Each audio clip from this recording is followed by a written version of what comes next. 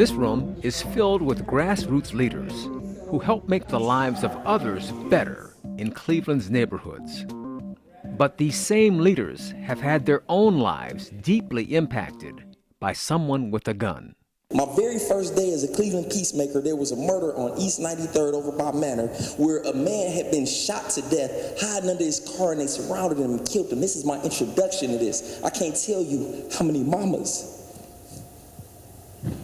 One of our first graders found a gun in the playground. Of course, the gun was not safe. It was a bullet in the chamber.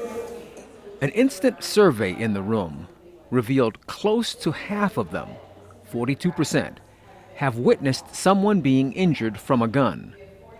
47% have themselves been threatened by a gun. And more than half, 55%, have had a family member killed by a gun, including death by suicide. It's a traumatic experience. I wish that on no other mother to have to lose a child, in my case a son, to gun violence. When my daughter was shot for that year, right, it almost was like I was saying, like, Daddy, Kayla was shot, Mom, like, what, because my family was desensitized. I was desensitized, and I felt alone. These community leaders are graduates of NLDP, the Neighborhood Leadership Development Program, a program of the Jack Joseph Morton Mandel Foundation.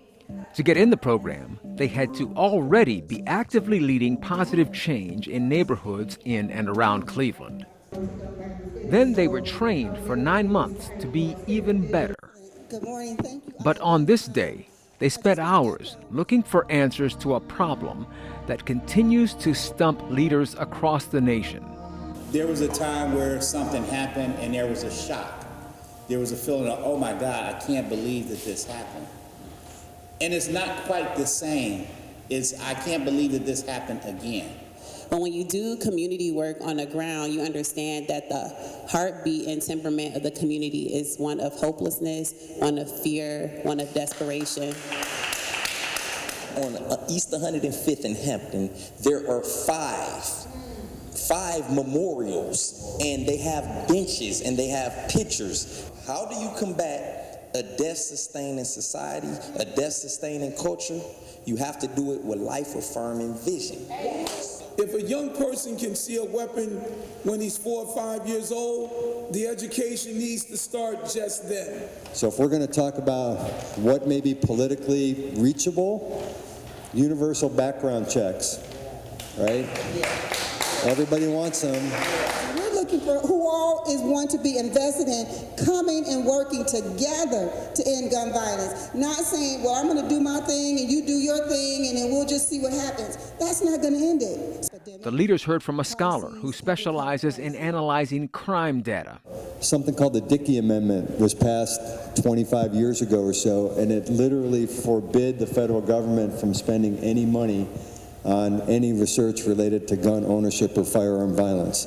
So we have about a 20-year gap in our knowledge about what the heck is going on here.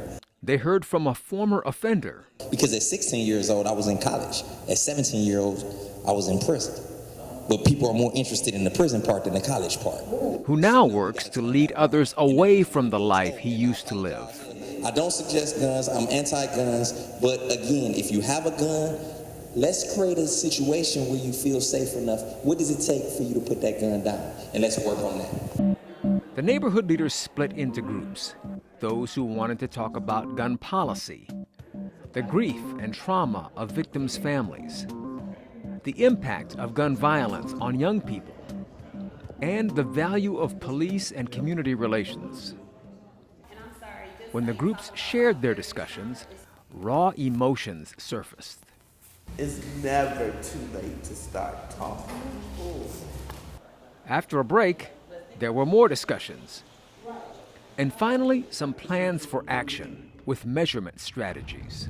See what works again, see what don't work, redefine it, and then expand it. We talk about early childhood and starting these conversations very early so that we can start to identify these traumas early on. They finished the day with a pledge to recognize the impact of their individual choices and actions, to understand that their voice, when multiplied by voices in their community, will make a difference. They pledged to educate themselves about the effects of gun violence in their communities, to use their presence to influence change, and to support victims of gun violence with an understanding of how deeply trauma affects them. This is how NLDP continues to address the most critical issues in Cleveland's neighborhoods.